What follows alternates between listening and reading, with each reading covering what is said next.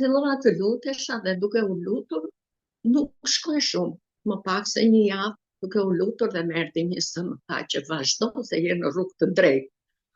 Për momentin nuk kuptova se ishte hera e parë që dëgjoja një zë, edhe thash, wow, aty pastaj e mblodha, thash faleminderit o Zot.